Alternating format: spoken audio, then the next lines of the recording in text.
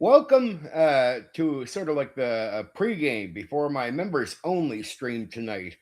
A little random off script, so I can spend a few hours with you know pretty much everyone for a little while, and then I'll be doing a members only tonight. That stream is going to be focused on the AD&D 1E version of Lakmar, the place where Ferd and Gray Moser come from. Two NPCs you should look into. I'll say this, and I won't add any more details.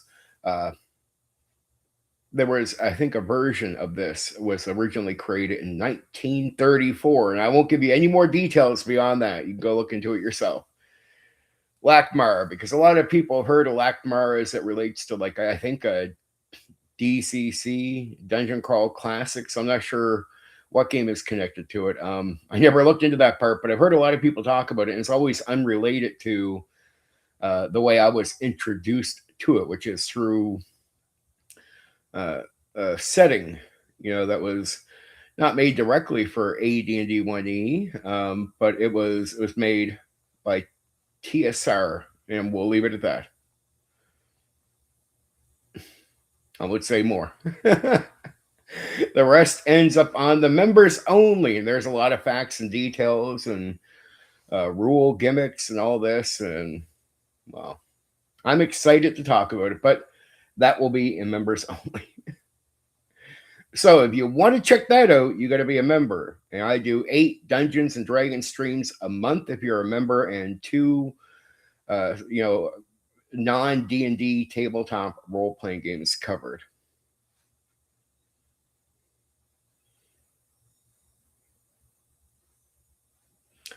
Think of the D&D stuff as something where I spend a little less time, depending on what the thing is, on certain facts, and just naturally talk about it. But I like to get the facts right. These are facts-based streams when it's related to the games. My only time I'm purely functioning on opinion is during off script, really, and sort of that question period, in and outside the actual coverage. But when I cover a game directly, when I'm going through my rundowns for the stream, it's all fact based and all can be checked, the history and everything. That's good stuff. And that's just because I go to the facts, just because we, the nerd hobby, we end up arguing over a lot of things. And I just go, well, if I'm going to cover certain games or even parts of D&D, just go by the facts. That's all, right? Don't make anything up. Don't state just your opinion as facts. Just go to the facts. That's all you do. It's all you got to do, right? Yes, but here we are. Now, I got a great interview coming up this Friday. I want everyone to check out James Ragey. He's a famous OSR game designer. He's made the game Lamentation of the Flame Princess. And then on Monday the 17th, following just coming off of Friday, just after the weekend, on Monday the 17th, I'll be interviewing Grim Jim, YouTuber, and also another tabletop role-playing game designer. I mentioned James' game because he's so well known more for that game than I think just about anything, and it's made him quite famous in especially around the old school part of the tabletop role-playing game hobby. He's a bit of a legend now, like he's so well known by everybody, but everybody knows who James Ragey is. And I mean, pretty much at every part of the hobby, they know him, but he has quite a name in the old school. So I'm happy to, talk to him. And, he made Lamentations of the Flame Princess, which is liked by so many D&D people. It's silly. So he definitely has a name he's earned. And then Grim Jim, he's been around the old school and sometimes on the skirts of it, where he is, he's a YouTuber. Morning, AJ. What's up?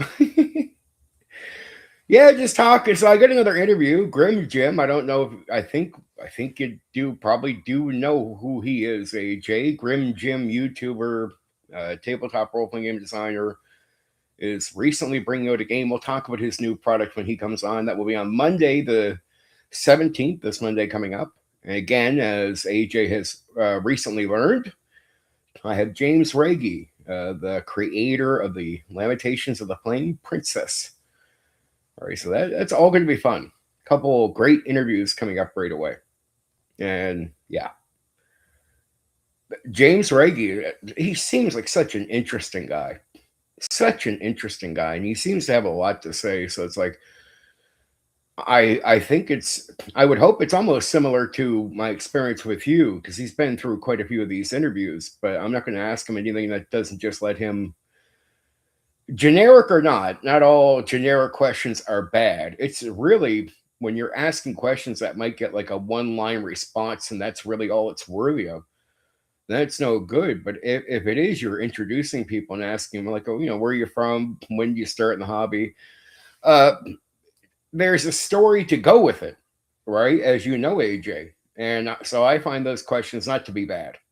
Though I would agree with some guys who are so used to doing interviews, generic one line, unless the information is really worth stating in the interview. Like I really think it's worth getting that one, that 20-second answer because it does answer something. Then there's some worthiness in the question, but I try to avoid asking questions that just lead to one answer. Like I think even if I go generic, it's going to be a question. My aim is to let someone like you just speak. Now, but someone who's less used to interviews, I'm hoping just to ask some questions that make it easy for them to think about whatever it is, and maybe they've talked about it themselves before, right? Well, guys, like with you, it's a benefit because you already know what you're doing.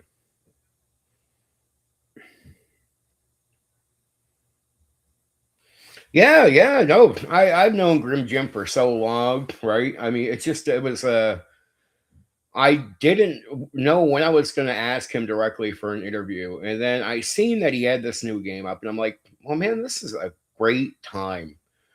Right, it's a beneficial time for him to be seen by anybody. Word of mouth is still a powerful thing, even if we're on the internet. You can be seen by a few people, and that can spread, and that can spread, and that can spread, and it spreads rapidly on here that way as well. So it's like, yeah, high or low, wherever he goes, I'm hoping to be one of the many that are going to help him. And then, people always check out this content even long after you've already put it out, right? So, like your game, I'm hoping people still keep hearing about that and keep checking. I do keep getting views every so often for that one pumping up, and it's like, okay, on that end, that's successful because it only takes one or two people to see it. Next thing you know, they're talking about your new hero game, if you get what I'm saying. Like they're saying this to other people, and that is still to this day, I don't care where you're at in the world, that's still a strong thing. It's not as minimal as people play it off to be. That's worth having out there, even if a few people are the only ones seeing it, right? Stray Crows, I think, yeah, it's a. I don't want to say anything, man. I've done no research really on the game specifically, as much as I just know Grim, and I figure, well, I definitely got to do some research tonight after this stream. I definitely will. And I just didn't know I'd be interviewing him for sure. And so I have some notes on the game put aside, notes like just from some of the details, but I need to know more about the game. Now, he does some videos on the game, and I actually got them bookmarked for tonight after my stream. So I'll watch them and take it from there. I mean, there's a lot of other questions I've already come up with for him, so it's like that's where I'm at. With James, I mean, there's a lot of questions. That was not hard. He works on so many different things that there's a lot of things to ask. But then, he's going to say what he wants to say when I ask questions. I know direct answers. Like, I'd ask you a question where honestly, I mean, I'd have two or three sort of set up to lead to all these different things. But to me, that doesn't matter. My question is just initially trying to get you to talk. So if you start answering other things, unless I really feel like I want to go in more into it with you, you might hear me say, can we save that for when I get to it? But if it's like, no, man, I mean, okay, lucky you get a couple minutes, and now he's going to go into this extra stuff I don't going to ask. Fair enough. Just talk. Just talk. I try to overkill with the questions just to make sure I don't run out.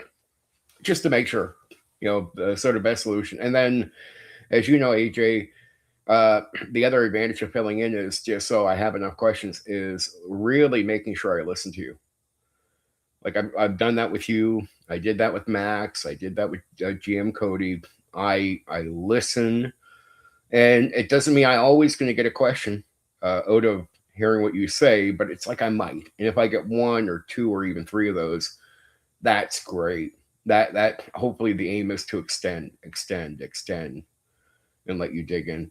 And it's like I like the concept of the introducing the person.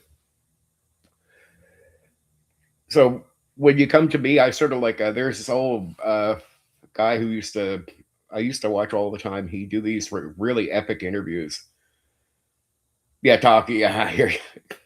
He used to do these epic interviews, and his interviews were always aimed at just going all the way back to the start of where the person was, and at least that would be the initial interview. And so on everyone's first interview, I personally want to bring them in and get the background stuff. And even if you're only here once, well then fair enough. Let's do that one because it's getting your history, sort of documenting where you are, where you went, where you are now, where you were going, and where you came from, and then add something like talking about your game or content you're doing or stuff like that and digging in.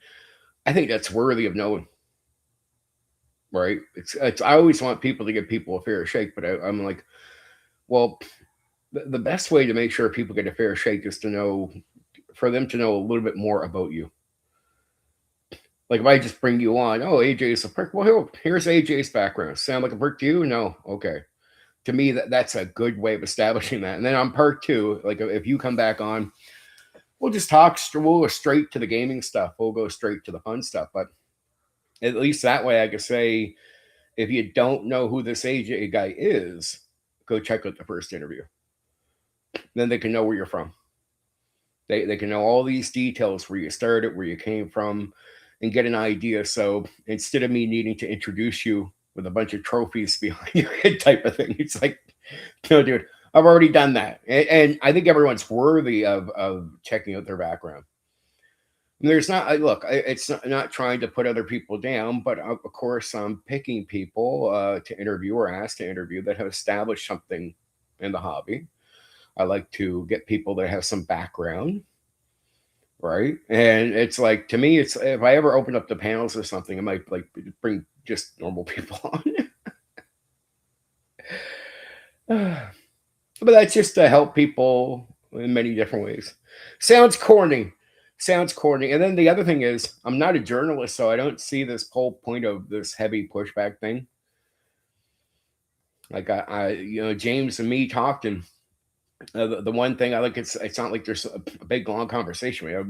We fixed an interview, pretty straightforward. Few things said. One thing he did say to me, which he's very public about his attitude towards things, is he would be bored, like with just good questions. Like, wow.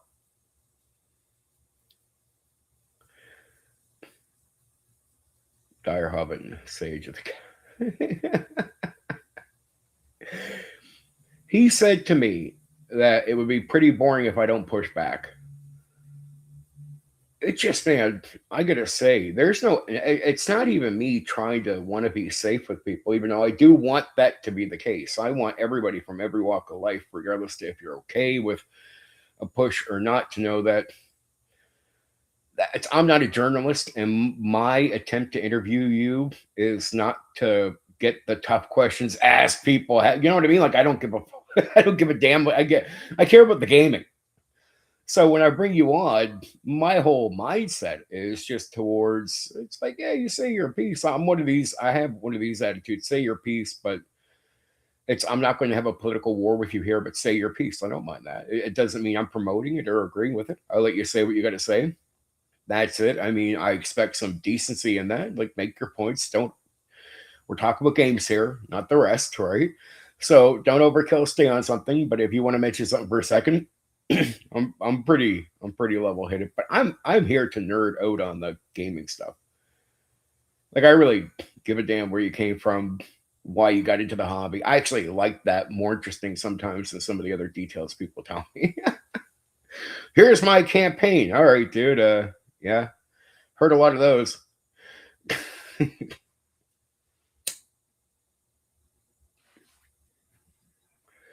Heard a lot of those. But yeah, I mean, I don't mind it. I don't mind getting into the nitty gritty of gaming if I think there's as far as like your personal game. There's some exceptions, and I think with some of the people I bring on here, the audience would care to actually hear some of that stuff. It's just like, okay, fair enough. I'll ask occasionally. I'll ask about the personal at home game, right? Occasionally, very occasionally, very rare. Occasionally, occasionally rare. I've actually done interviews before. It's just I've had to like they were so mediocre and amateur. If I go back to my first YouTube show, I did several interviews, but they weren't with like people that were like industry people. They were like just old YouTubers that don't even exist anymore. Uh, yeah, that was interesting. And then I did a few interviews when I started this channel, and I was still not going on cam because I was so low on the YouTube poll. I just didn't. I had a different way of investing time and where I was going. To be honest, to be able to even record or talk to people, a lot of times I didn't have access to a PC or a cam.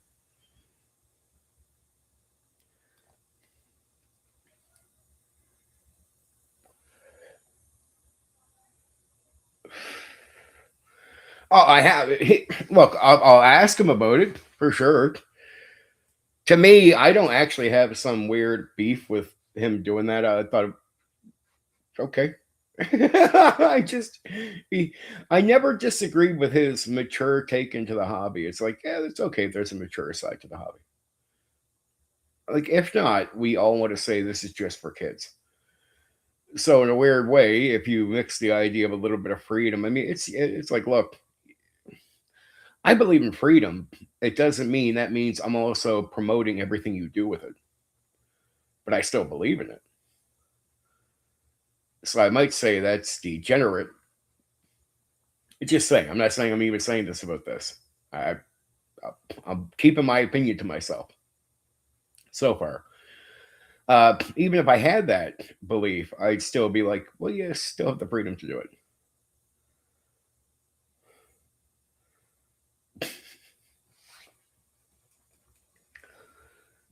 Just you do.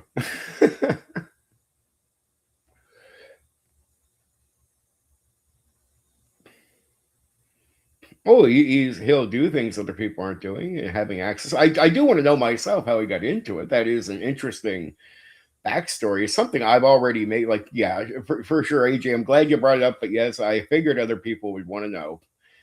And it is something that is really in the landscape of who Grim Jim is. To not mention it is to not try to get to know who he is.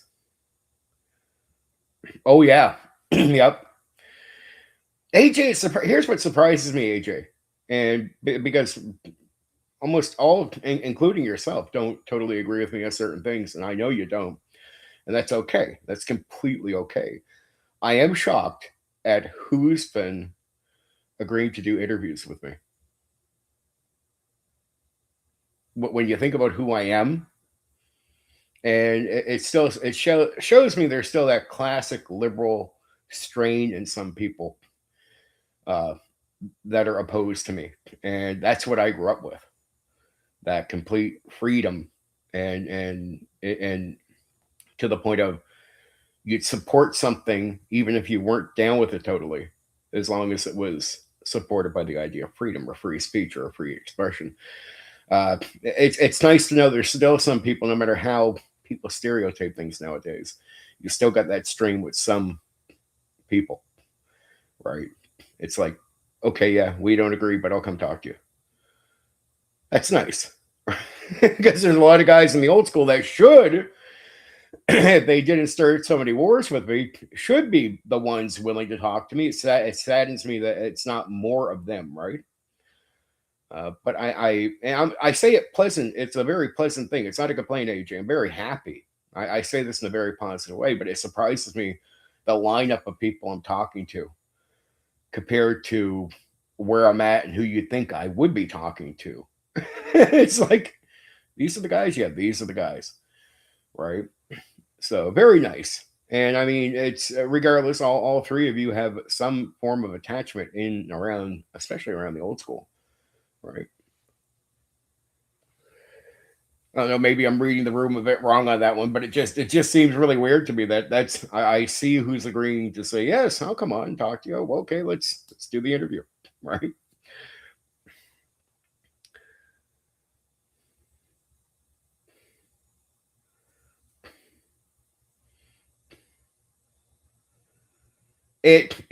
Totally, totally, totally, right. And yeah, I'm not even saying that it's not me that's personally surprised. Like I know you're cool. I know Grim Jim is cool. Uh, Ray, I knew was an interesting, cool guy. Didn't know for sure exactly where he stood. We were very happy he's agreed. Haven't hidden who I am towards him at all. He's gotten all the links. He could check me out all day long. I'm pretty sure he would. And it's probably a guy like me wouldn't bother him that much because it's like if you're going to be out there, you need people to support some level of freedom for you. There's no way you can spin that around somebody else. So that makes sense. But it's more like the vein of perception. I look at how other people would perceive it. It's like most people that would know me, some people are like, wait, you had AJ on, you're going to have Grim Jim, and you're going to have Reggie. Steven, you're a staunch person the other way. I'm like, yeah, yeah. They're like, well, why aren't all the guys that agree with you? Why haven't they made peace with you? And why aren't they the guys that you're having on this stuff? I'm like, well, I don't know. I don't have the same right to freedom with that group of people. Having an opinion they don't agree with means I can't talk to them. But so it shocks people that people are so extreme, and you would say almost on in the same area where I stand, right? Which is sad when it comes to their own too, right? Or whatever you want to call your own. It's just like-minded people. I'm just saying exactly like-minded people. So it's like some of my friends have been on perception looking at it going, well, I thought like these guys would disagree. I'm like, well, they probably do, but they're cool. And like you're saying, you don't get pigeonholed into the assumptions that are made by Western people, which is probably a part of where this is coming from, for sure. So I agree with you. But sometimes that classic liberal strain of pure support somebody's right to think or speak out loud, uh, it still exists with some people. Yeah, and it's easy to assume it doesn't because they have opinions you don't agree with. Like me and Grim don't agree on a lot. I I'll tell him. I'll tell him, but I'm never hateful with him. Like I'll tell him strongly if I disagree with him. I have no shame with it. But if he's like not doing well or something, I'll come across and tell him I hope he's going to get better. And guess what? Regardless of our verbal thing, we get along. There's another guy that was used to be alive, and you probably don't know him that well, but another guy named Shauner in the old school. Me and him strongly disagreed on a lot of things, but we had this weird connection. I'd almost say it's something like me and Grim Jim, right? I no, I 1,000,000% agree with you, and that's why I'm glad I'm able to talk to people that don't put themselves in that zone. I don't either. Like I tell everyone, I grew up in the hobby with people that completely disagree with me. But I mean, they're literally mentors. Like you can't have that relationship with certain people that disagree with you, and then just assume all people that think that way are going to be off the wall, right? That's why I say when I hear them talking about tourists in the 5e world, I'm like, dude, look, just because nerds dress like normal people now, don't get it confused. Most of those people are not tourists.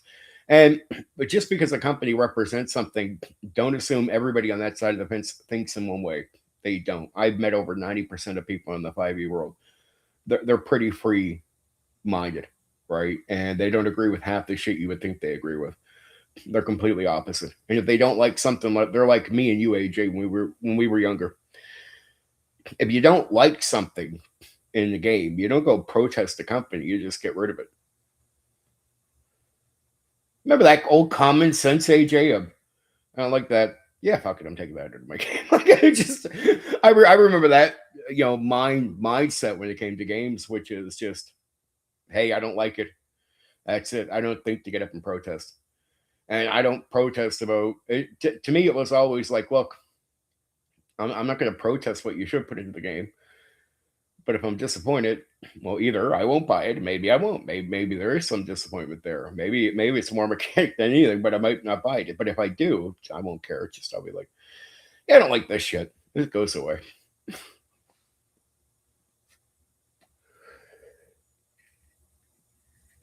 It always used to work for me.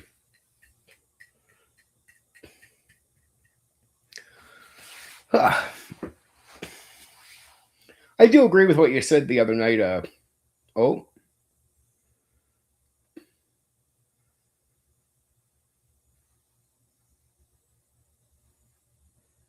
yeah, yeah. I sometimes say it's a little. I don't know if I say it's brave, but it definitely got to take a lot of social heat doing what I've done. Just saying things about games people don't like. I just want to spread the hobby. Is believe it's good for humanity. I can't serve the goal by being upset. Spreads to whom and what they do with it. See, here's the thing. What worries me, AJ, is when it spreads in the wrong way. At first, it spreads, but then it can decline faster than it spread. Period. And meaning it's like you pick up a lot of people but then you lose a lot of people, and because the secret sauce is not there for some things, and some things are crazy, like it's like look at the 2 hour sessions, right? And what do people do during most of them? And they get tired that most people burn out now, players and game masters, at a rapid pace I've never seen before in the hobby. And it's not that we don't have people stick around for years, but a lot of it can be more flaky and some people leave, and I mean quite more than what should be leaving. Now, I think it's because expectations are extremely different than the real now, and it's people now try continuously to get something out of the games more than they get out of them, and then you get a small number that are completely love it. It's growth in the new school. The old school will slowly die. A lot of principles from the old school will die off with it, which is sad. And the gaming gets worse. And sometimes I think for that to start being the representation, you could see what looks like growth be within you got to think long term. Don't think short term. At least this is my argument, right?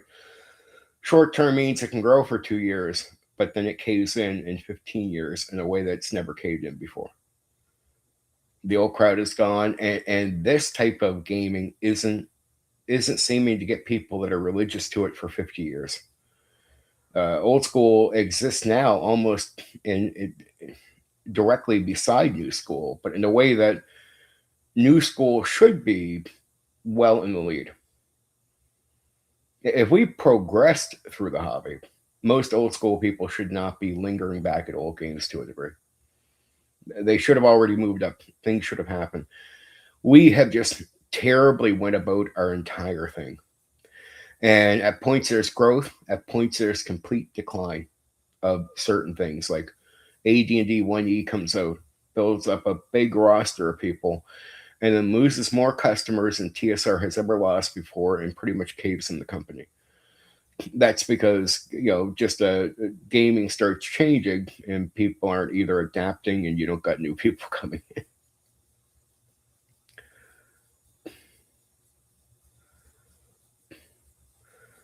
Could, but it might not. And there should always be a plan B or consideration. I think letting things fly by the seat of their pants has, in my opinion, made things worse. And then it's like you can't even you can't like I said the other day, and I got your D&D points afterwards. It was only going back to that initial statement, right? And it wasn't you; it was just the overall way people could say this doesn't matter, this doesn't matter. Well, we've thought that way for 50 years, and the outcome has not been good. The outcome has been completely in the opposite direction of good. It's grown through artificial ways, but us as a community have not improved. There is not a lot of meeting in the middle. There's clashes between editions that shouldn't even exist, right? And if you go back to opportunities for conversations, none were had really publicly when we were before the internet, after the internet. Sadly, everyone went into echo chambers and bubbles, and forums came up, which they kicked anybody out who disagreed with the people that were running the forum. So all all conversations at a certain point were almost completely censored and controlled fully in every part of the hobby, at least online, where a lot of communication was happening. That's early. It starts breaking down as you hit open platforms like YouTube, which allows people like me to come in and challenge certain things. But it's like, it's sad, AJ. We can look at basic things and go, why hasn't that been already sorted out? Why haven't people had a longer conversation about that? Why isn't there something deeper happening there? It's because a lot of people choose to say we start debating something in 2001. So I've been noticed debate on the forum, it gets shut down. And I'll get to your thing in a second, but on the forum, it gets shut down. When you start debating or having healthy conversations, that's something that needs to continue. And what will happen is you get really stupid people that come in first, terrible people that are not good at arguing. It's going to look really messy, right? But after a while, that falls off, and better people that are better discussing these things, more calm, more controlled, start coming in and improving that conversation, that debate. And over a period of time, it goes from boring, crazy debates to more people you'd rather actually hear, where the debate actually is healthy. You look forward to it. Actually, I want to hear the disagreement here between this and this, because we know these guys have a lot of interesting thoughts. And from this talking, from this thinking, allows game designers to advance ideas. Look at how people really are. Look at reactions. That's another thing. And we spent 50 years completely squashing almost 100% of those conversations. And I mean squashing them. To the point people can say their piece on them, but longer dialogue is almost not allowed to be had beyond, you hear this guy's opinion. Okay, well, is there someone who disagrees? We can't have that conversation. We do. But it's my push. I'll react to Starblazer in a second. My push is just, I'll go back to what you first said here. Yeah, just we do have to have the conversations. My only thing, the reason I push so hard is we haven't. Like 50 years of not doing it. So I'm like, I come in, I'm like, I'll be the uncomfortable guy. I will say the thing. I will push this. I will call us out for not doing this thing. Right? Because that avoidance or like people calling it drama. That's drama. No, that's the debate or dialogue that has to start. It's going to look that way because we haven't started it. Like we try, it gets squashed. We try, it gets squashed. So we're still at the stage after 50 years where when that conversation starts, it's going to look messy. It's going to look like something you don't want it to be. But if that becomes your reason for killing it, that's been the excuse for 50 years, you're done.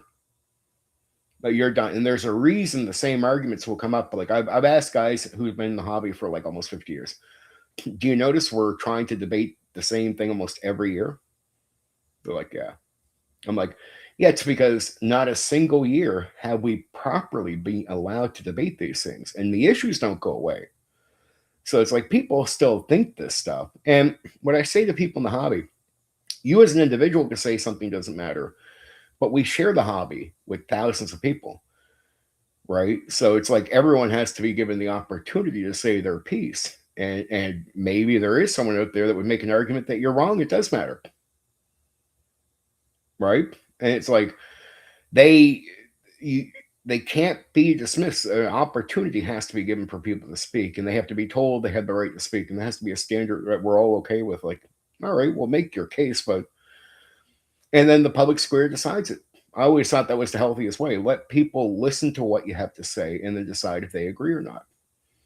Not say what you're saying is not worth saying. That is squashing and killing of the conversation, right? So it's like, I get where you're coming from, but at the same time, I would just say we have to always be, it's how do we get to the conversation? So I've heard other people agree with me to a certain stage. It's like, I agree we have to have them. Well, it's like we got to go through the messy part. And when I go into the details, they're like, "Oh, I don't want to have to hear that." Well, dude, that's how you get to the next step. And if you don't do that, there's no next step. So your step doesn't exist until that step is complete. just just that was sort of why I've been on that. Did I mean to? I think it was an overreaction to your main question, but your main question was sort of in that zone, and then the rest of what you said I actually agree with. I don't like the idea of going on with the D&D thing. It can be anything. To a degree, I get what you're saying, and I don't think you change certain elements. I think there's like base elements, like medieval fantasy. Like there's certain elements that are very true, but it's like the elements when I say change, it could be major change. AD&D 1E to second edition is major changes. Second edition, if you play it, is still D&D. Major changes from original to BECME to AD&D 1. I mean core, core, core, core, core. So core, we barely established, in my opinion, other than second edition, mostly barely established what D&D was.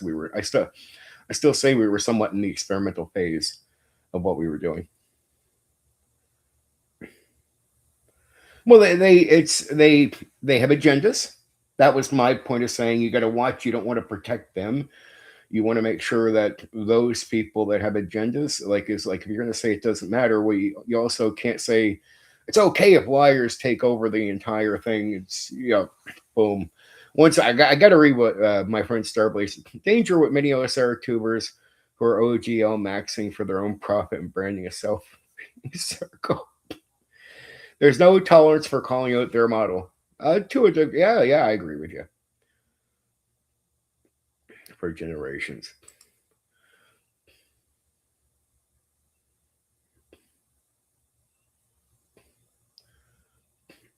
Oh no, it's at the same time that's the shutdown point. That's why I give it any time at all is to say yeah, I totally talk about the weird things. I spend most of my time on here doing exactly that, right? But many people just find a way to dismiss it right away. It's like the why do I think it's not good to let a certain group of people call the thing a war game?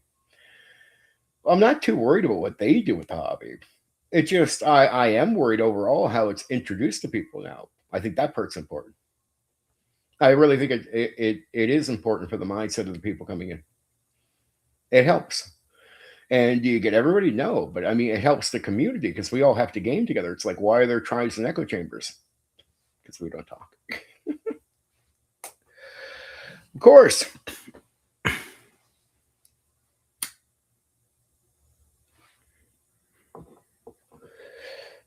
Get stuck there. Lucky. But yeah, it's even. I actually think some of the things are interesting. Like I got the conversation going with the miniatures versus theater of the mind thing. And I take a blow up heat over that one, and it wasn't like to make it that versus. But at the time when I came into the hobby online, when I started YouTube, after about 2 years, I could number out around 2,200 videos that were degrading pure theater of the mind combat and saying miniatures were great. I looked, man, I found 2 videos that had no views, and the 2 guys were attacked and left YouTube over making these videos. I was like, wait, there's over 20. I said, that's too much in one direction.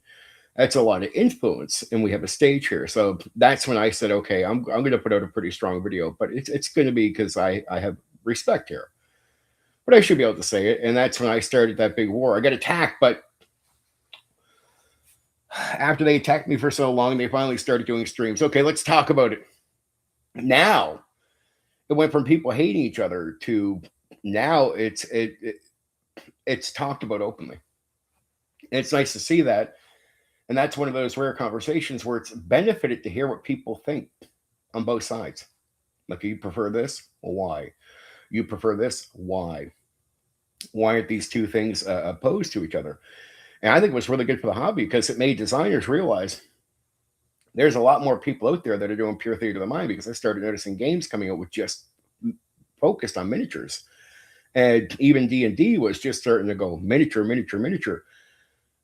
Employees working at the companies talk about the conversations they heard surrounding miniatures and pure theater of the mind. And that was a major thing to hear, that had enough influence to get that out to people making games.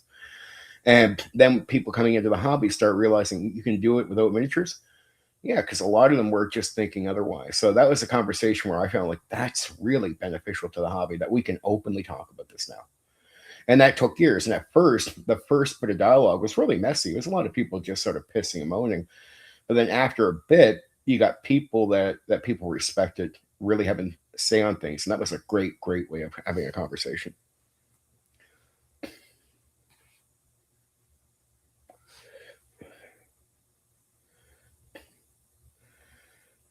Yeah, that's it. Why does Steven push so hard for it? Because every week now, still, people avoid it all. So I think the debate's healthy. I actually look forward to, like, in real life, I actually talk to a few guys about this stuff, so I find that good. And when I get an opportunity to drill on the fact that we aren't doing it, I will sometimes. But let's talk about weird shit. That's it. Ask me some weird questions. This is off script. I mean, I got Lackmar in my head, but I really, that's going to be for members. AJ, you'll be there. Lackmar is good for the AD&D 1E thing. I don't want to answer too many questions on it. It is the Gray Moser thing, if anyone's ever heard of Gray Moser. The most I'll say is it originally comes from a thing that was developed in 1934. So it's not originally something that completely belongs to TSR. It's not even directly a direct D&D.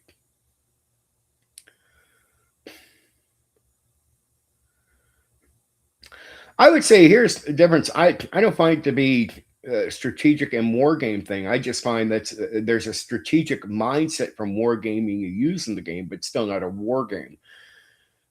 That would be my thing. They're more miniature leaning and strategic gaming than any other D&D thing. That's, I believe, true, because everyone says, even old school guys like yourself that play it will say, uh, "Oh yeah, man, everyone thinks AJ is a class act. You are." So it's why you can have a conversation like this and it doesn't blow up into something stupid, right? Like it's you keep an open mind, which is necessary, so necessary. And you're a historian. There's no way you can learn if you get into the nerd rage zone of pissing and moaning over I putting your identity with a game or with a thing. It's no good, right? And I imagine you've had to learn that, because to learn history, even if you nerded out early, like you don't agree with something, there's no way you could be an historian, cover stuff accurately, and then get emotional about the things that do not fit what you assume about the game, right?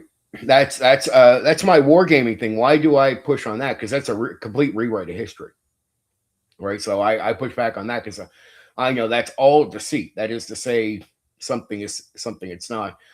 I totally agree as far as the miniature of 4E. A lot of old school guys like that sort of strategic play because they say it leans into that wargaming strategic play.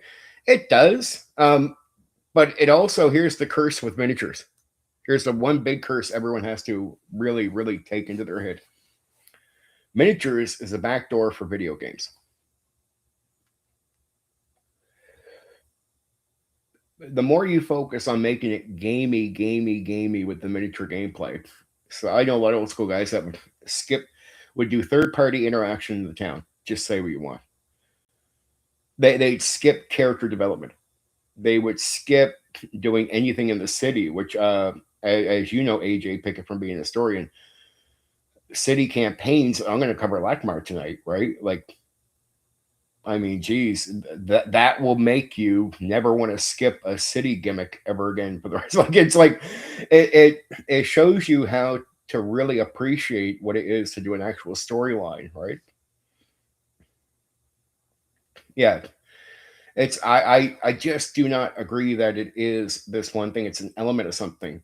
So it's like calling it wargaming. Go back to the guys in 1974. The wargamers said it's not wargaming. By 78, they say it's not at all. Gary's even saying it's not wargaming. It's inspired.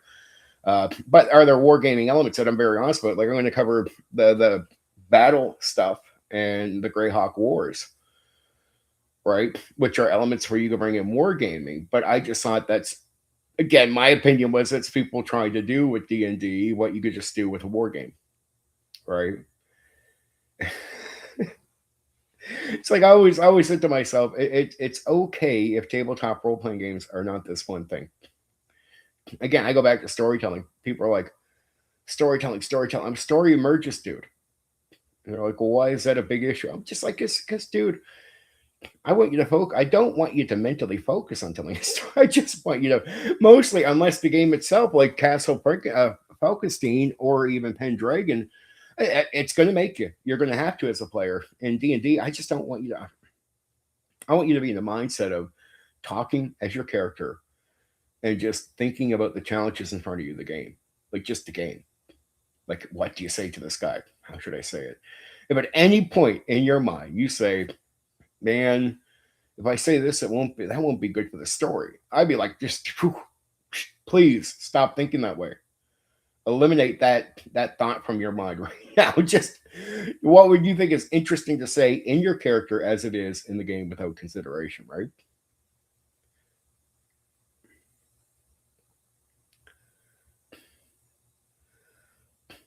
Yeah, that's a certain group on there. Gabriel Lux called weird, probably genius in our time. I have a love for Lakmar and Chessium Thieves World. Yep.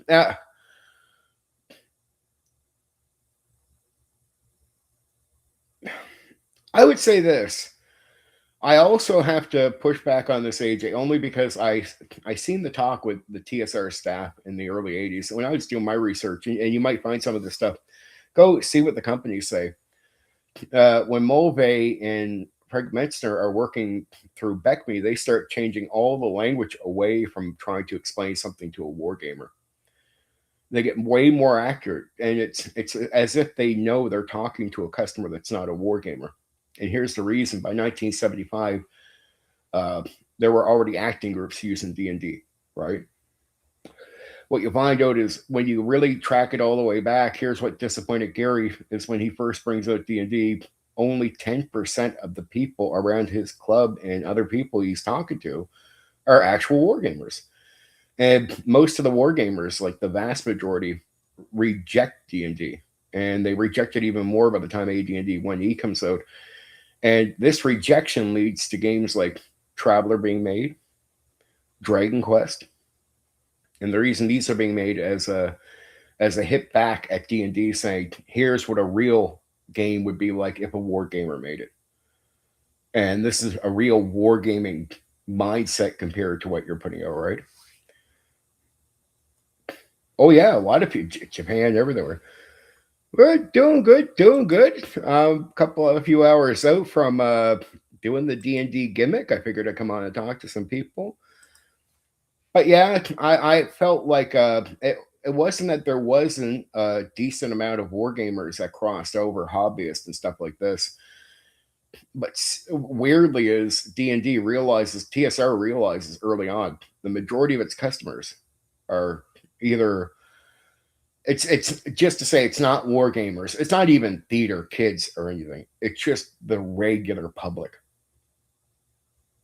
Like just people hearing about this game D&D. That ironically becomes the majority of people that start trying D&D. Kids. And these aren't kids from wargaming clubs. So it is young people that make up a good portion, especially university students and everything else. And these guys aren't people that play war games or anything. Like they're not even in the clubs. That becomes the majority. And that's why for a period of time, D&D is not seen as wargaming or anything. It's actually because so many kids that are what you call like, I don't know, the reputation is high skill learning, university gaming happening. And you find that the majority of people seem to be nerds. Oh, I think that is to draw people back in for some of the wargaming and stuff like that. That is a lean back towards it. Um, I don't I don't deny that, but it's like it's almost like then there's other games like playing the dragon. Who's that for? It's not for war gamers. So do do they sometimes lean directions to certain people to appease them to get them to buy a product and see if it opens up to more people? Yeah, there's all kinds. But it's like anyone who says to me, "Well, they use the word campaign, so it's this." But imagine if there are war gamers in the hobby. Of course, you might want to attract them because you got to think about when they brought up Birthright, they weren't looking to appease the customers they had. They were looking to grow the customer base. That's you have to always remember that with Birthright. Birthright is an attempt to actually get more people to try something different. They almost know right away they're going to take a hit on their already core customers because they have them accustomed to certain things. That's why D&D or TSR had this habit of not just dropping a product when they'd start something new, just in case the new product wasn't that hot, right?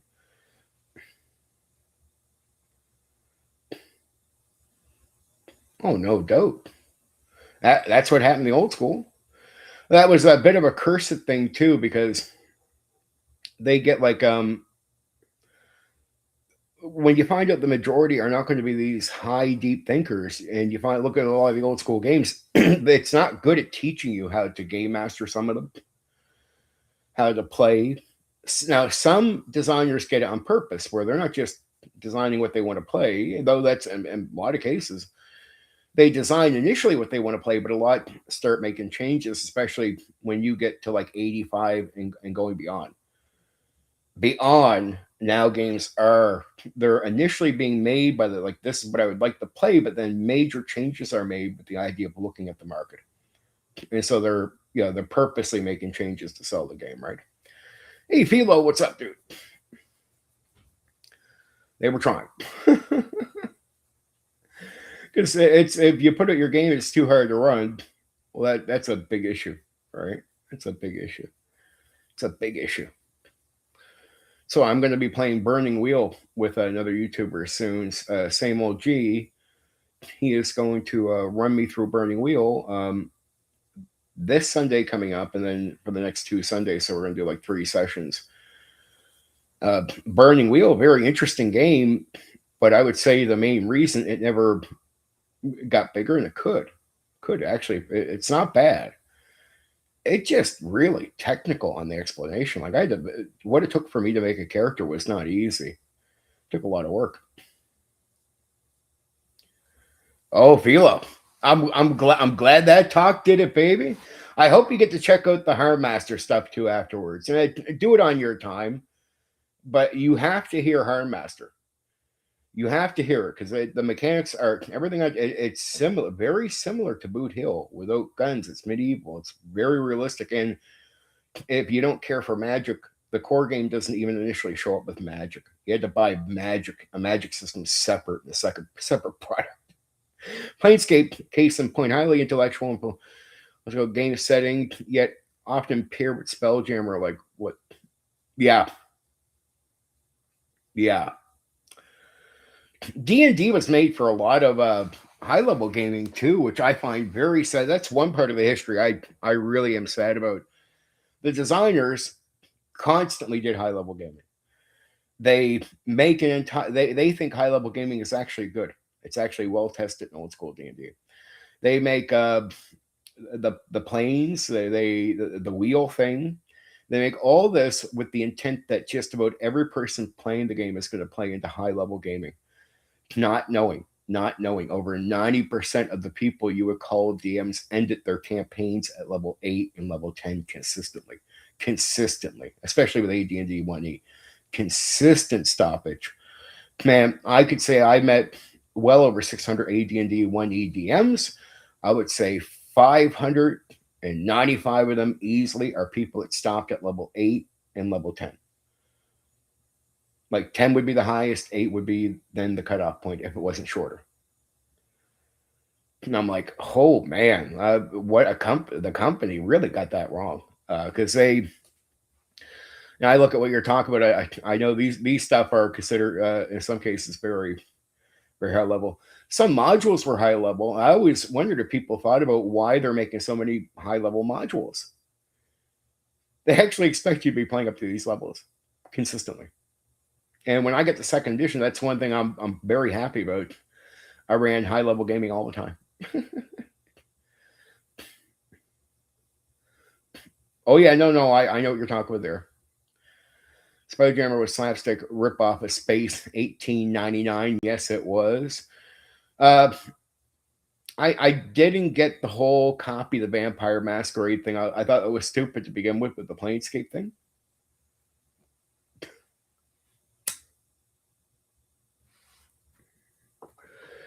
It's like let these people have their gimmick. You're just it was stupid.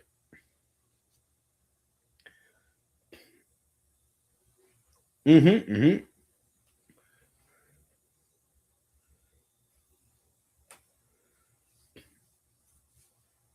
Yeah, it was something that appealed to the actual core. That was weird.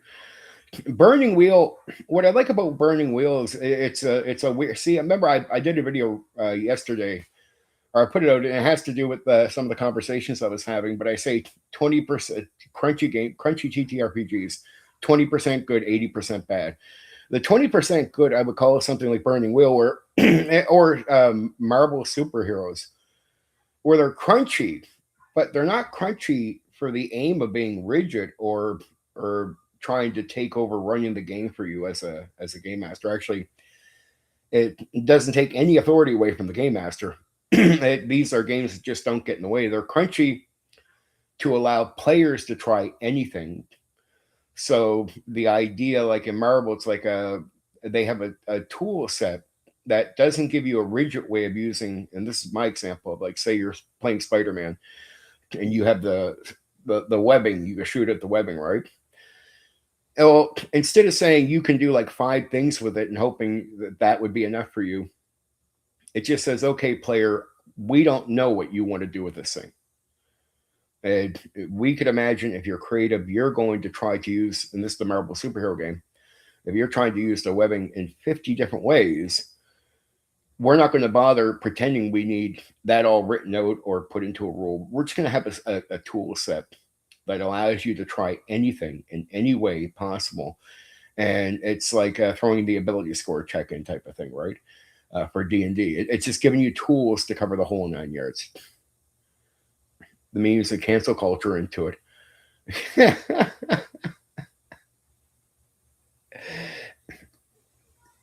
You want to know why? If I were anybody, I would look at almost doing something very simple with D&D, because simple, it actually works, I think. Like doing a setting that's only human. And then maybe throw some of the jargon in, but purposely make it interesting at the same time. Do what a good nerd would do, AJ. Not just make it funny, but make it fun. Like strangely fun.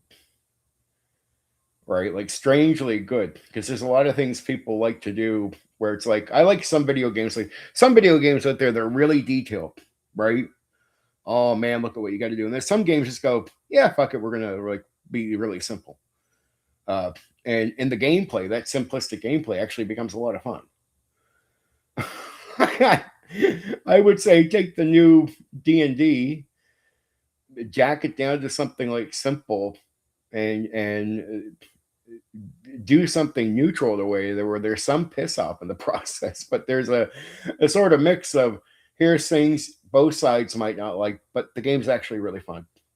Like you could do that. There could be a lot of interesting things you could do, because think of it like a starting with a blank canvas. You're being a little bit funny, but then it's like, well, what can you do with it? There's some interesting old school rules that would be interesting to check out. Actually, the Lankmar would be perfect for that. Perfect, beautiful. Um, but yeah, the Burning Wheel. Here's what I like about it. It so that's doing the Spider-Man Marvel superheroes. So I like Marvel superheroes will let you do anything you want with any superhero with any power. So I'm just saying there's no rigid use of the power. The more creative as a player you could be using your abilities, you could try anything. Anything. And Burning Wheel, it's sort of in the same vein. It's going to give you all the numbers and stats you need, and really care about giving you all these stats, just so when it comes time that you want to try anything, the game master has a number of tools and details where you can say, okay, you can try anything. There's no rigid limit. There's no invisible walls to your mind. You could try anything, and I have a set of tools to react to that anything. It is a negotiation. I like the relationship between the game master and the player with a game like Burning Wheel. The way you could pitch what you want to do, and the way you could verbally control how that works, like verbal, like a controller, right? Warhammer Space Marines, who land on Tyrell because it just emerged from a warp storm, called it Dragon Hammer. You could get away with it too in that. I mean, that sounds pretty wild. Mm.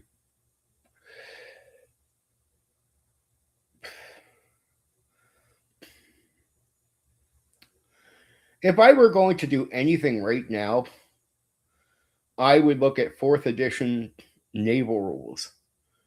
I'll give you a freebie here, AJ, because Gary was so big into naval warfare. I think naval warfare, I don't know how well it's covered with 4th edition, but man, that would be the finishing touch if it didn't have something already to a game like that where you could say to strategic players here, and then even like do the flight. I know there's some already to do with that, but you could do flight. You could build up machines they could use. You could do a whole war section for 4th edition where it's naval, flight, add devices, do all this, and sort of create ways of doing like bigger conflict, but doing war. I mean, I don't know how many. I looked at the products for 4th edition. I don't see a lot of that there. As far as space, like doing the Space Marine thing, I don't know.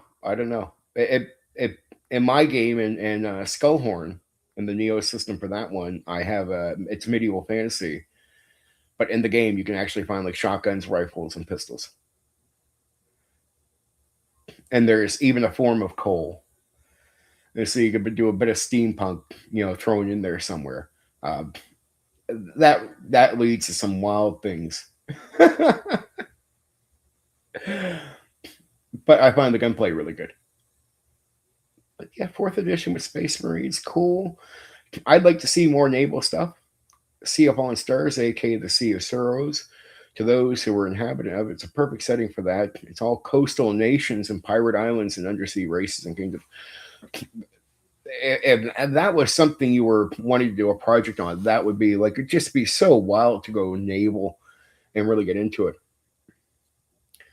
And to have that to support it, to put it together and say, here, I'm gonna actually put it here. Like, just take what you're saying there and go, you have made an entire naval, system, from fighting individual ships to bigger fighting to everything. In Skullhorn, I actually have naval warfare rules for real. I have a siege warfare rules, so like sieging a town or whatever with like trebuchets and that. And then I even have an overall war system. So as in my own medieval fantasy game, I actually have an automated war system. You can actually do war for real. You can do siege warfare, less automated, more direct, and you can even do detailed naval warfare. I have it for the individual ships, and you can go back to the overall war to start doing more generalized stuff, right? But it's pretty big. Naval warfare is an issue I went into. I was like, I'm going to put together an entire system of how does the boat go down? How does it fall apart?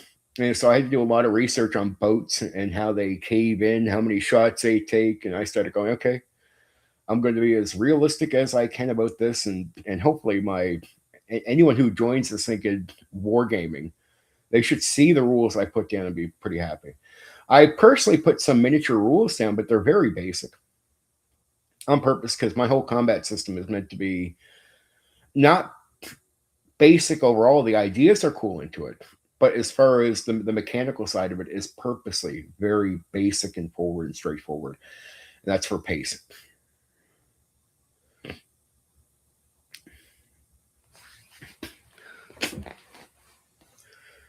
I like the ship warfare. I think it's dramatic, insane, blowing out the other ships up and how that works. I like the idea that you can sit there and shoot off like a pirate ship and just bring it down with no issues. That stuff is wild. I love naval stuff. That is, it's one thing I nerded out about when I was doing a little bit of wargaming myself. Um, I did do Warhammer a bit, but I played with the humans. So one of the weakest armies there is outside of the Space Marines. I mean, as far as humans outside of the Space Marines, but I mean, it's like Space Marines are tough. Almost every army is tough except for that one. You just got to get a lot of shots off.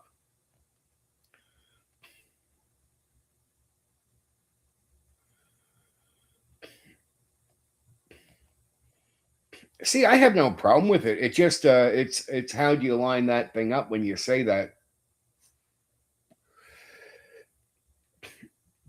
With a good DM who's not going to abuse you, then nobody cares. Like that description, then the DM centric thing becomes no big issue at all. Uh, if a DM takes their authority and is really abusive with it or careless, that's where you get this bad. Like I don't want DMs to have control, but I'm like, well, look, here's your problem. If that guy's already a dick with the way he's doing things, my issue is I don't want to game with him, even if the game controls him. I almost rather the freedom to see a guy behave a certain way and go, okay, yeah, I don't want to game with you. Because to me, it shouldn't even matter. If you have credibility and you have the right mind for running games, it shouldn't matter which game you're on.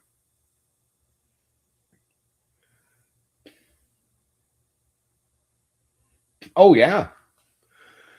Although I'd say this sometimes, Star Blazer, here's my honest take. It is hard to know these games and have a discussion most of the time and to understand it from a certain viewpoint. I'd have to say there is an exception to being a game master of understanding, wisdom, and knowledge. I don't think it's all DMs that are part of the conversations, but I get what you're saying. I do agree with you. It's majority.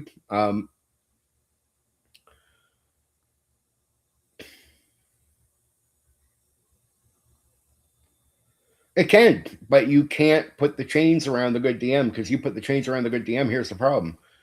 You get a mediocre game from a guy who's a dick, but now you also get a mediocre game from the guy who has talent to give you something more. That's what happens in games with too much control. So it's like the guy who could give you magic now can't do that. Why? He's running the game where you have control over things where that's a secret sauce for him. If he's good to you with it, that freedom is still required for him to achieve greatness. The thing is to take the freedom away to control the guy who's a dick. The problem is you're taking the same secret sauce control away from the guy who's using it to effectively run a much better game for you. And so what you're doing is you're taking even the guy with talent and you're saying talent doesn't matter here and it won't be able to be applied, but yet put him with a game where he has freedom to apply his talent and you will have a better experience with that game than you will with the one that is controlling all DMs. So that's, I always say the best thing to do with bad game masters, and I never understood players growing up, was this.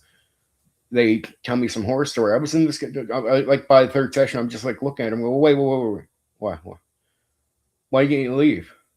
I wouldn't have had no game. I'm like, well, I'll go watch grass grow. That's my opinion. You give me shit players, I don't keep going. I just go, is that all the players I can get right now? Yeah. Okay, I'll go watch grass grow. What do you mean, Steven? I will not fucking game unless it's with people I want to game with. But then you won't have a game. Yeah, that means I won't have a game. But then I won't sit there and feel like I need to make a new game to get guys that aren't acting a certain way to act a certain way. Like they're giving away who they are. It's like, I'm okay. I'll go watch grass grow. Wait until I run into players that are more suited for this.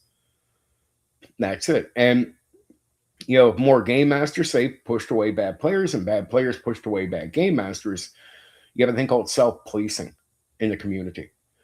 And if it's like right now, I have a hard time online getting players. It has to do with lies. It's not even good self-policing. But say you have real self-policing, where a game master is going out to recruit at certain clubs or certain places or online certain groups.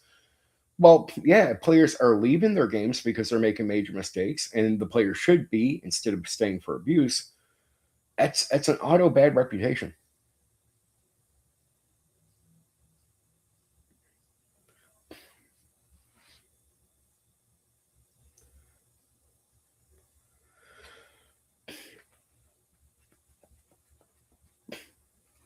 No, no, it.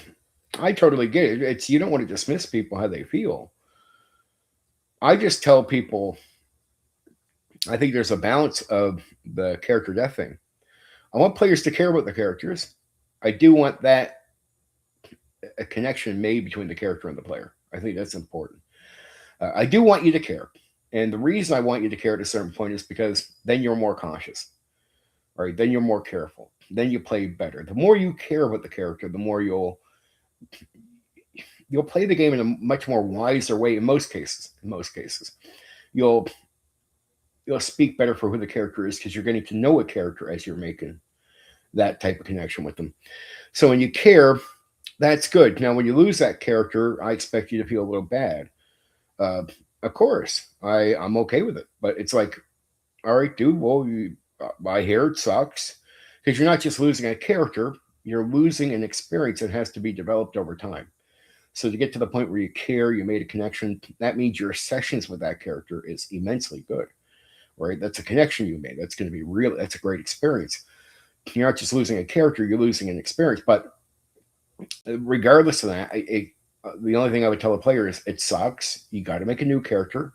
We're not going to dismiss it, but please don't tell me not killing protecting the character is the right move. No, but do I want the caring part? Yes. I want the connection. Yes.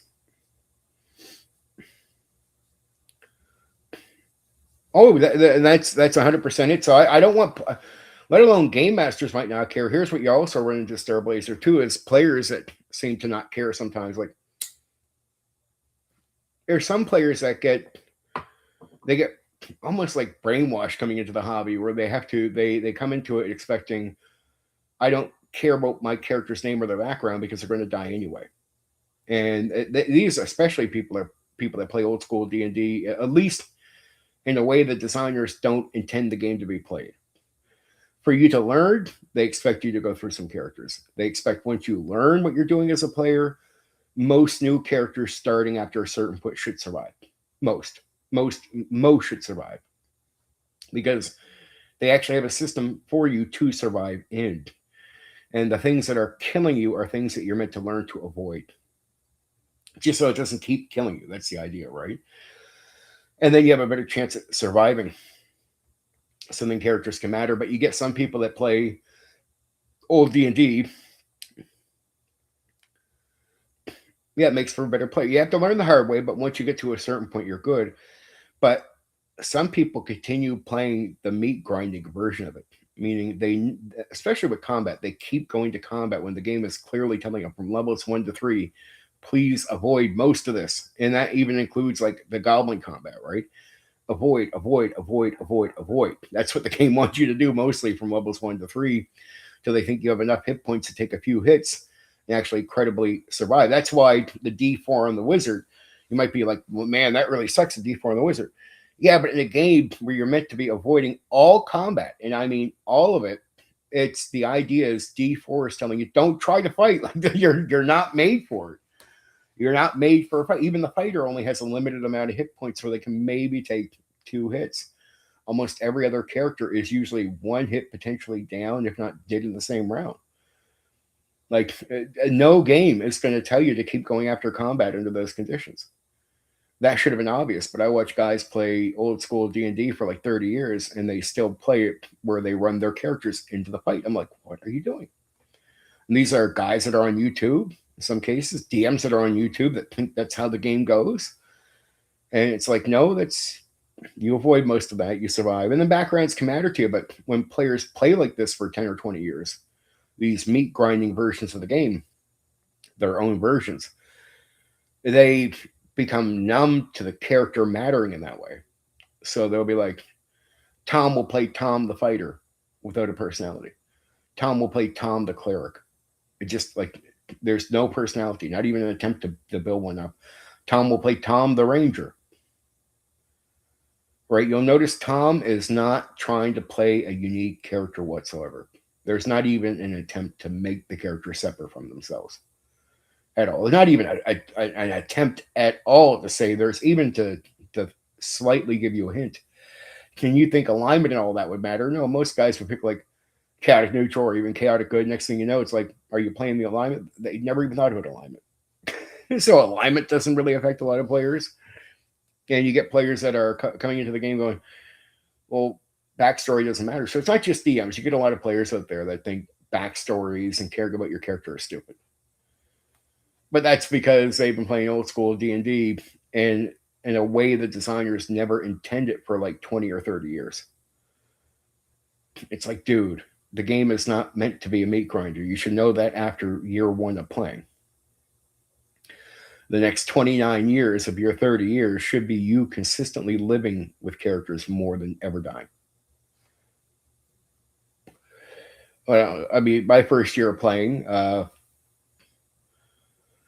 we probably played about 180 sessions because I got into a long-term campaign where it was an old retired guy, and I used to come home from school. We do our session at night, like right afterwards, right up to like midnight. Get up, go to school, get in trouble for staying sometimes to midnight. Sometimes I could get them to NPC me for a few hours. But I mean, my first year was insane. Oh, they are. It's like you hear guys today that will say, like, what's the point in gold versus or gold equaling experience points? I'm like, it saddens me when I hear that from an old school guy who's been doing old school D&D for like 20 or 30 or 40 years. I'm like, let me guess, you earn a lot of your experience from combat and stuff. Yeah. Well, you're meant to be avoiding the combat, and that's why the goal to XP thing is a serious gimmick. That's why there's value in that. That's why treasure has the value that it has. The reason it has a high value is because if you can avoid all the shit, get in there and get that, you're good. It's not like Ruin Quest. Ruin Quest would be a little bit more grindy on you. Ruin Quest means most of the things you want to improve, you have to actually do actively in the game. D&D was pretty nice to you. Get in, avoid the fight, get the gold, be very careful, fight if you have to, but make it a last, make it the last thing you do. Do everything you can to avoid it. Get out, get your experience up enough through treasure. And then, as AJ would point out, you're replacing gear, you're fixing stuff, you're getting new gear. You might be paying for training, but most of your funds should be eaten up pretty quickly.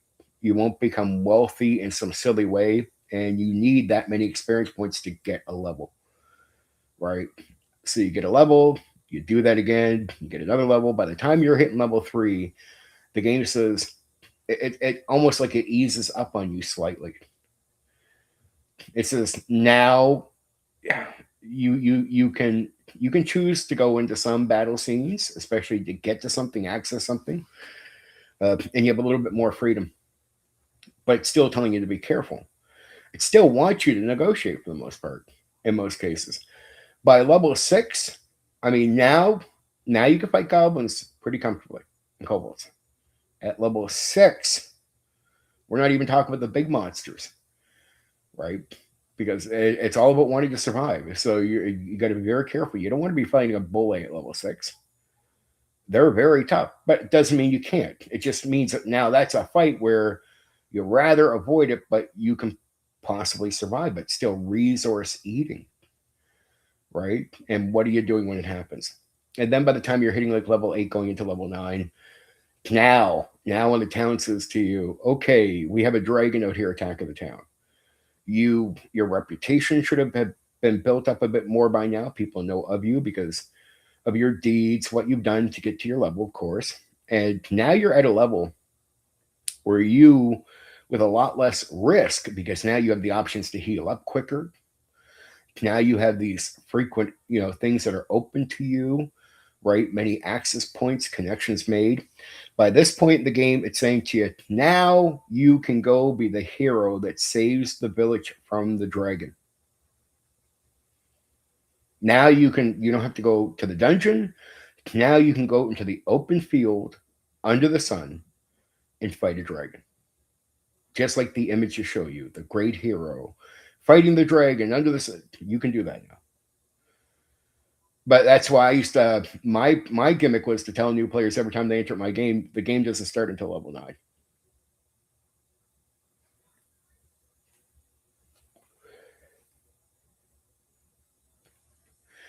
That's the shared world, and the original concept of the shared world comes from tournament play because they wanted it to. The idea of the tournament world, whatever tournament world you were in, was going to be a shared world between the DMs at the shops running it. And this meant like if you went into a dungeon, that dungeon is now cleared out. The next group can't just get what you got in the dungeon, right? This is the one-to-one time stuff star, the shared world stuff. That mostly comes from tournament play. Now, I personally found that better picked up by a group online early. If I go back to 2001, I ran to 2 groups that did this in person. But one group online is the most popular group online when I first got on here. They had about 4,000 to 5,000 members. Third far. And there was a program called Open RPG, which sort of functioned like Merc, but with just like advanced stuff, like dice buttons and stuff like that. Really good text-based gaming, but it wasn't like forum posting. It was like direct text gaming, and you can go in there. And they had, I mean, man, at one point I think they had 50 DMs or 60 DMs and almost 5,000 players. They had their own political system, like group politics, who players voted who their favorite guy was, and people voted on who should have overall authority of the group, of the entire thing. So it's the people in the actual group got to vote for who would lead the entire, who would have the major piece of authority at the top. So they had a sort of overhead figure, and that was like basically everything you see the Bro OSR doing is exactly what these guys did. Like exactly shared world, one-to-one time, had almost every similar thing you hear now pitched by what they call the Bro OSR next.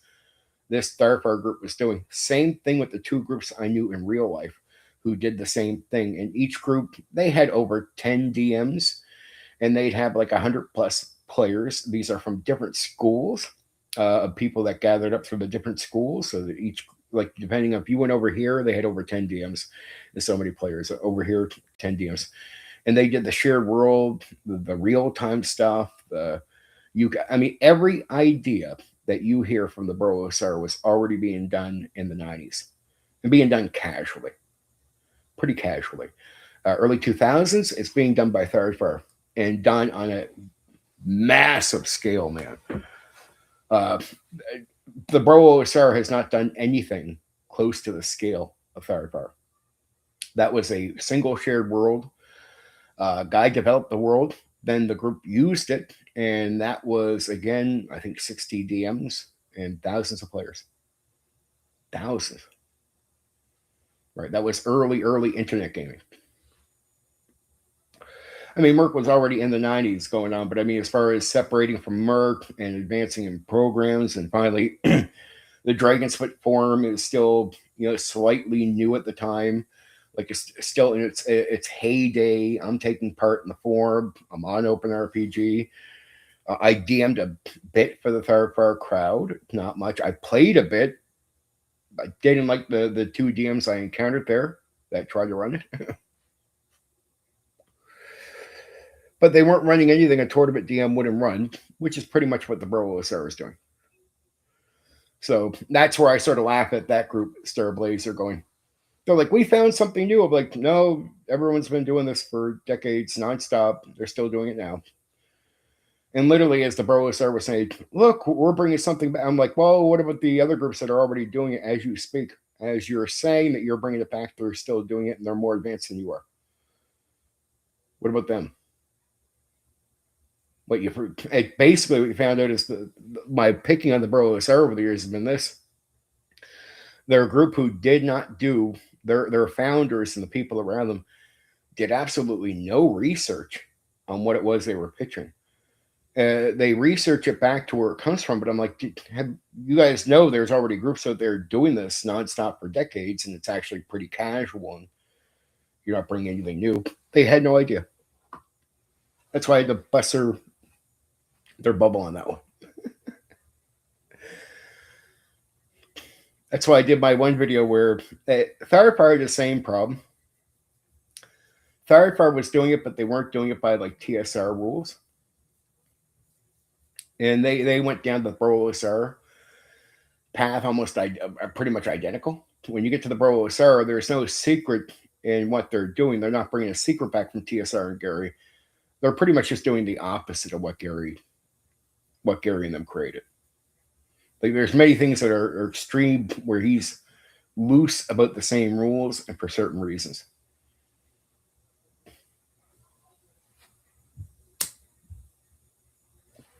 And he thought the shared world concept and all that was only good for the tournament stuff. He believed you might use some similar ideas with your home game, but it really wasn't a big concern if you did or not. And basically, the idea behind some of these rules were he expects DMs to be using their common sense when they apply stuff. But if they're not, the idea behind some of these rules were to take someone who was not good or not creative as a game master or as a dungeon master and basically give them ideas for the things that they themselves are not already considering in what they're doing. Like the idea of being in one season. So you meet some DMs that be like, so you play like how much? Okay. What time of year is it? It's been the same time of the year since the game started. There's no winter, there's no season changes. Time has passed, but it's almost like time hasn't passed at all. So you get stuck where a game master hasn't thought to go through the winter, hasn't just did time changing, hasn't really cared about this aspect of the game. In ways, the shared world would give you the aspect of weather change, stuff like that. And then when it comes to the wilderness gameplay, if you get to the wilderness book, they finally give you a system outside of the shared world for weather changing. I actually like the wilderness survival guides take on it a lot better, to be honest, because that can be used in any circumstance, right?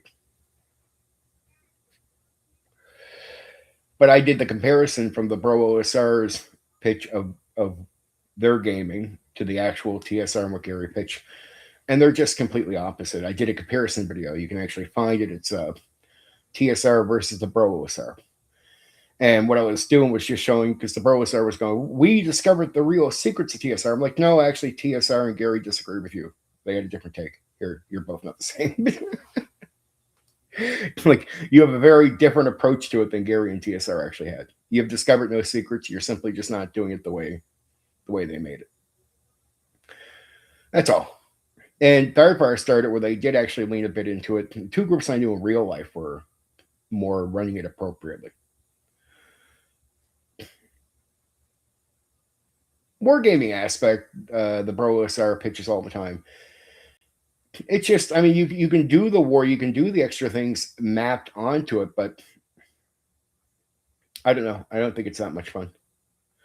And Birthright does a bit of that gameplay. So Birthright, in my opinion, would have been a great setting for a lot of people that wanted to do shared worlds to use that if they want to do the war stuff, the concept of making your own gods, like because they some really advanced ideas. Starfire started doing this where players could pitch the gods. They could do this in certain areas, and they had freedom to pitch details about gods or details about an area.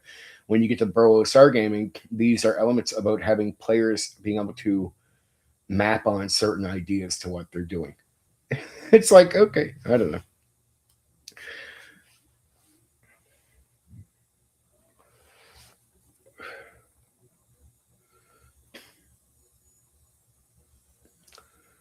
Like my only issue with Dartfire, most of them was like, well, if we let players make this, do this, or like, I'm like, at what point am I doing something other than working? as a DM. Like, what do you mean, Stephen? I'm like, okay.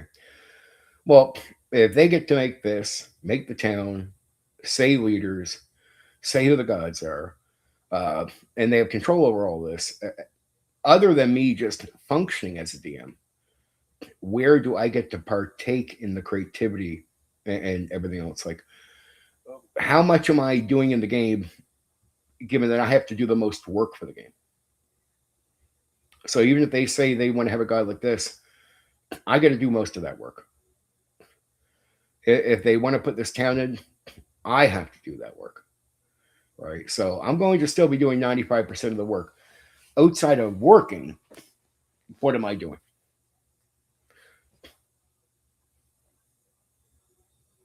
They're like, you're just working. I'm like, yep, okay.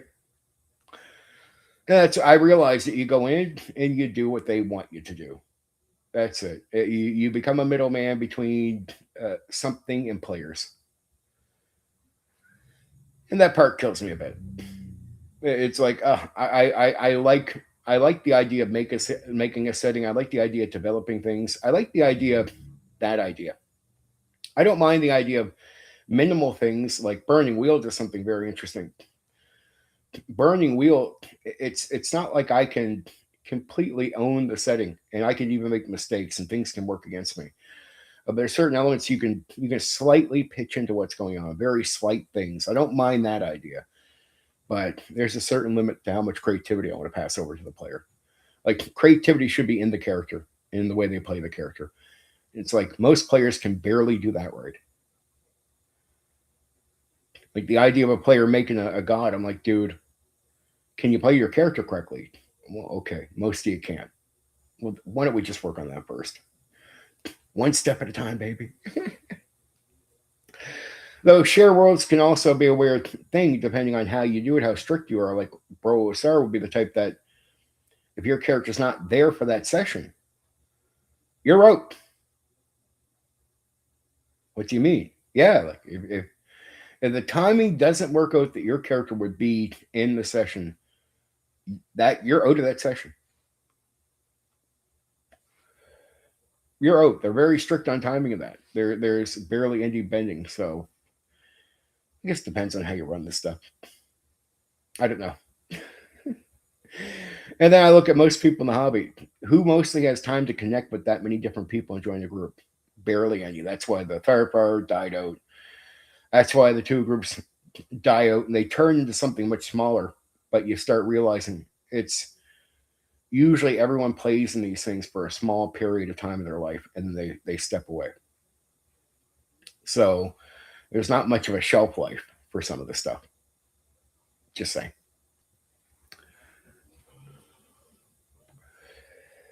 So that's personally why I still like to stick to just the one DM gimmick with a group of players. That's it. Because I don't feel the security in jumping in and investing my time into a place where there's like 20 DMs. I thought about doing it recently, but then there was a little hoo ha, and I got booted from something. And I was welcome back to it, but I'm just like I don't know. I don't really believe in second chances. It's like I gave one, you got one. Appreciate you got one. I gave one. At least you had a chance.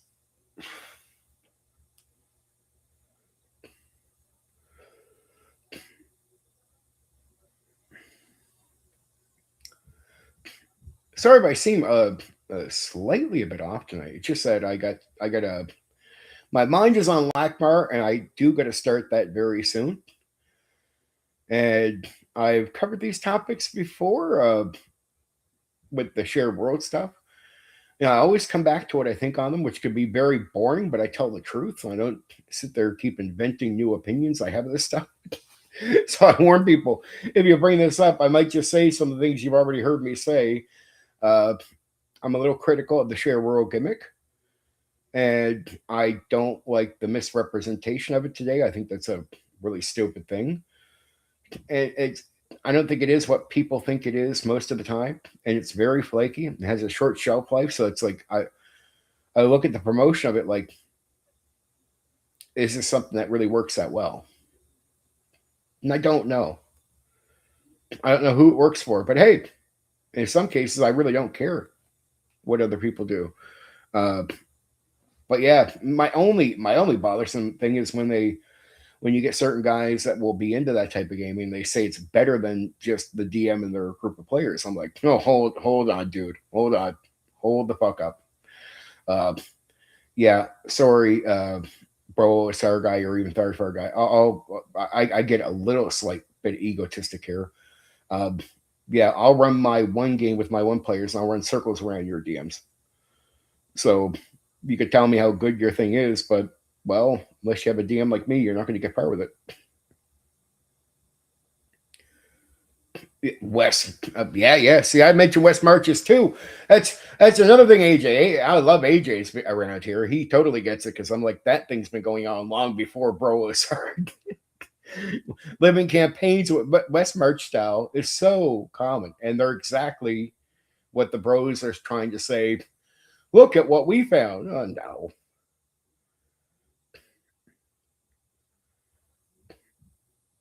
Oh, totally, totally. More power. Uh, yeah, yeah. I've nothing against them at the end of the day. Hmm. I don't think it teaches good game mastering. So that would I it has a short shelf life.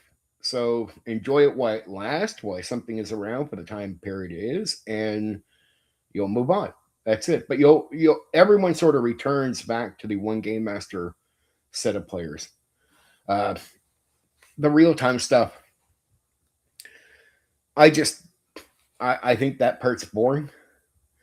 I think being tied down by that too much. That's just an honest opinion. I'm just telling you my opinion. I don't care what people do. Just because I have an opinion doesn't mean I'm making a law. I'm not making rules people got to follow. But I avoid doing it myself. I do avoid doing it, but it's been around forever. Shared worlds, entire books on it. I mean, when they were coming around saying they found some secret something, I was just like, I just waited. I waited. I was like, okay, so someone's going to tell them, right? The truth. Like, they're going to find out.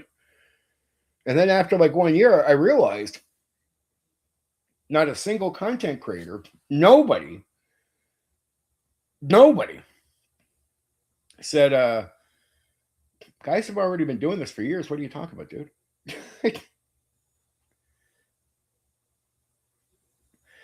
Vetting DMs, yep,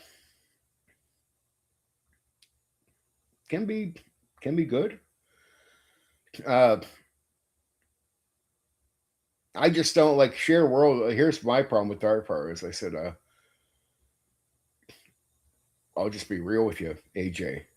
It's like, dude, I don't mind following some rules, but they start trying to be very authoritative with me. And I'm like, okay, guys, I don't need guys who are not as good as me at this craft trying to control how I breathe air during a session, dude. Okay. So as long as we're there. Oh, uh, for a lot of years they grew. I busted their bubble. They were big on this stuff. The sheer world gimmick. They made so many claims around it, AJ, that it's still like put it this way: if you call them out and then you shut up for like 2 months about it, they'll go right back to the same claim. So I just sometimes it's a bit of trolling, but I actually don't think it's a bad way of gaming at all. But they had in their head that it was somehow better than just you running for your group. They tried this. They had this whole campaign of degrading down some individual DM who runs it for his group. I was like, no, okay, take a breather there, guys. You don't got a single DM in your circle that will even touch my DMing. So sit the fuck down. I don't need mediocre squad telling me that what I do is worse than what you do. No, it isn't. No, it isn't, baby. I'll run circles around all of you. Uh, Same thing with the therapy group. I get a little egotistic there because it's like being an experienced DM like me. I would never go in even if I'm the one leading the charge, ever being that authoritative with a DM who's good.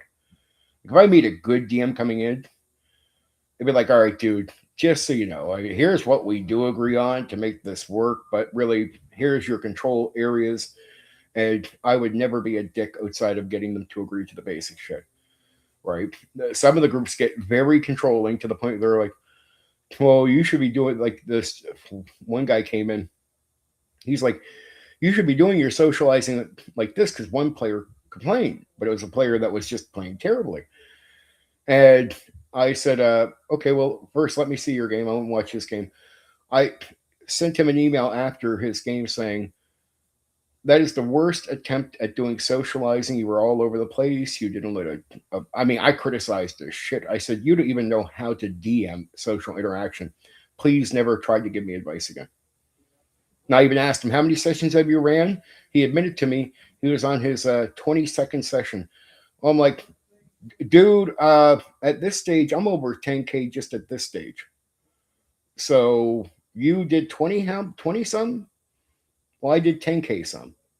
So do me a favor, take a seat, and I'll take care of social interaction. And I said, if you watch me, you'll learn how to do it. But the idea that someone like you can give me advice is just no good to me. Please watch so you can learn how to do it properly for your own sessions.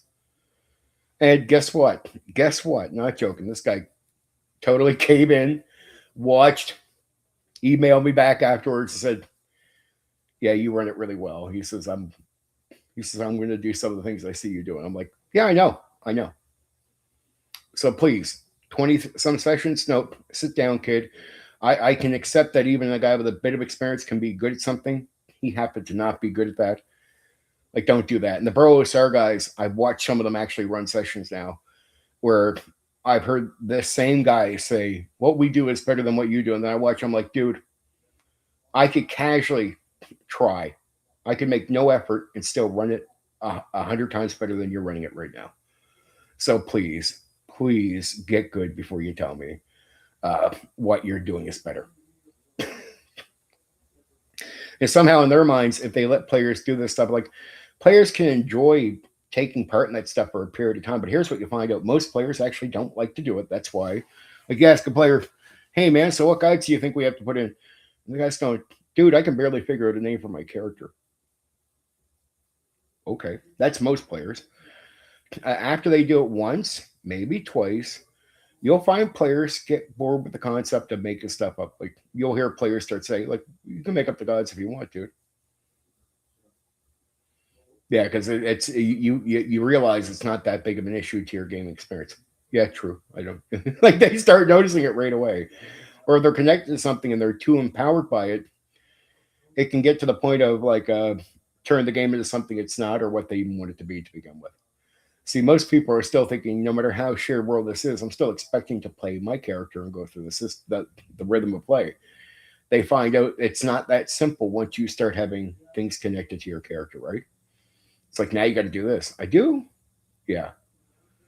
And how many times do you want to do that? That's why I found with a Tharfar, they lose so many players. Like, they start off at 5,000 by year 4. And I mean, I give them 4 years. They were down to 300 players. That's from 5,000. So they lost 4,700 people. And they were down to just under 30 DMs still running for a few hundred people that were left. That's after the 4th year. And so the entire group just caved in. In real life, it was the same thing. The guys went from the 100 and plus in each group down to like 20 with like 3 DMs. And I warned the bros, sir, I was like, you guys are at least, I guess, pitching a style, but these are all short-term things. Black marches and West marches, they used the title Black Marches too at the time. They were doing 3rd edition shared worlds online through OpenRPG. Both lasted slightly over 2 years before caving in.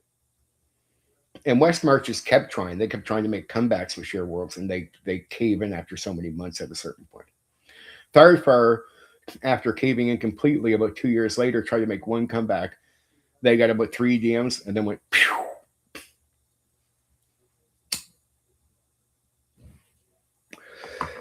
So my experience over all the years I've been around shared worlds is they usually have a short lifespan. Like they'll exist, but there's no market for it because it's not like a long lasting gimmick. So you better, like I tell game designers, please don't plan your game around the shared world gimmick. Just that should be a concept. Don't do the mistake that AD&D 1E did. They dropped the shared world gimmick halfway through AD&D 1E's production, and by second edition, they didn't even mention it. Like it was just completely gone. Right? Because tournament play was something interesting that came with OD&D leading into Beckme, and it existed. But to center a game around that gameplay at a certain point killed it because you find out it really only serves a minority overall in the hobby, right? A minority of people. And it's not bad, but it's like a minority of people in a short lifespan. So I just say, just don't plan long term with it. Enjoy for the few years that you might have a share world going and get ready for it to die. And don't make your whole game surround that thing. That's what TSR would tell you. The at-home gimmick with one person running it and players playing, that's a safety area, and you never don't be the game designer that degrades that gaming. Please don't have your customers doing it because that's still going to be our bread and butter in 100 years if we exist in 100 years, right? If there's still humans running the game to be at that. And then I would love to teach the system better to people nowadays because that AI DMing thing, we have to realize that AI DMing, AI whatever is going to be a thing. We can't get around it. And then you have to look at what games lean into that stuff. Well, if you go back to the old school and you go back to certain light rule games, that's really hard for AIs to, at least right now, consistently run because there's so much freedom and there's so many mistakes that they'll make, so many that you would probably prefer still to have a human guy running the game. A game like 5e can be ran by AI right now, top to bottom, because it's so rigid and so structured and so controlled that you can pretty much have an AI right now. Some of the advanced AI models I've seen out there, if Hasbro wanted to invest in one, they could have, I mean, pure on AI, very well done to run 5e, run 4e, and even run 3e. So AI DMing isn't around the corner as far as I'm concerned. We're already at the stage where it can be reality, but it's just like how long before you see it become a reality at this stage. And then you got to look at the games that lean into AI, which again are these crunchy games that where the book does more work than the actual guy running the game. So if the book has authority over the DM, that means that system is made for the book to be able to run the game mostly. And raw AD&D 1E is the same thing. 3rd edition, 4th edition, and 5th edition D&D. All of them are rigid games on raw that can be ran with an AI.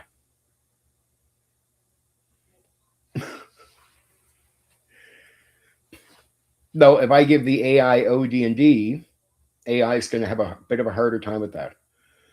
It's not as rigid.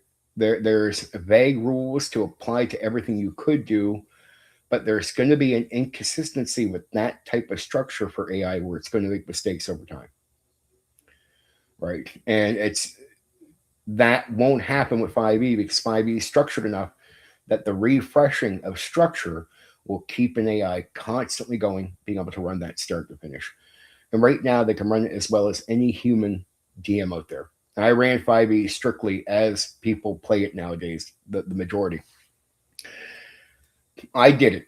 I'll tell you this, after doing it, an AI would run 5e like breathing air so naturally, especially the more advanced programs, would run it like breathing air. There's no way. They wouldn't even make an error. They could run 5e right now without making an error. They can run 4e without making an error. They could run 3e as well. So at what point will Wizards of the Coast maybe lean into that? I don't know. I don't know. But I see it coming. And so the more we work in, like I've told the hobby, people in the hobby or the community, the more we lean into ease of the book, running the game and everything, the more you're going to give the hobby over to machines. And at one point, you could probably even have the player, you could have AI playing for players and an AI running the game at the same time.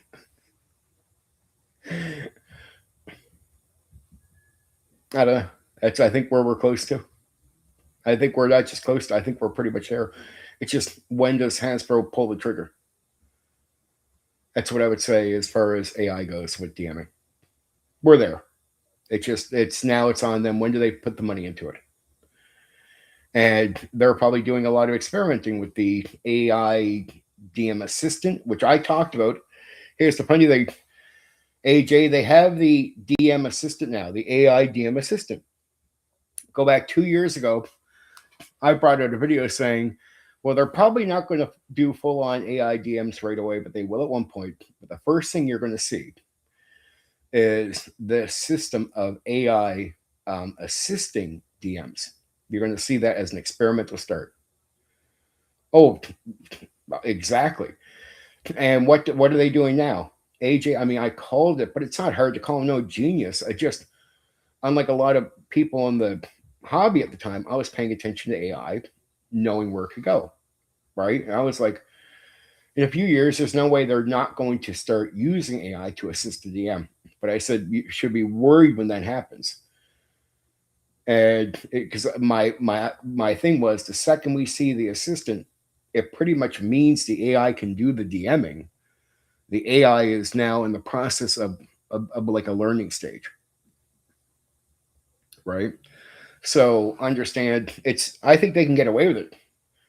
As soon as they can get away with it, I say they can get away with it now.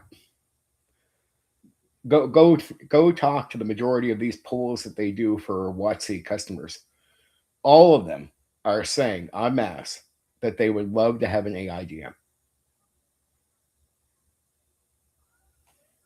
So that's troublesome. And here's another thing, AJ. I think so many people would be guilty of using it. We could all say there's a certain small minority has a principle against it, but the majority, even in the old school, imagine you find out, say, some of these other games could be ran by AI, like crunchy games or certain specifics. Games like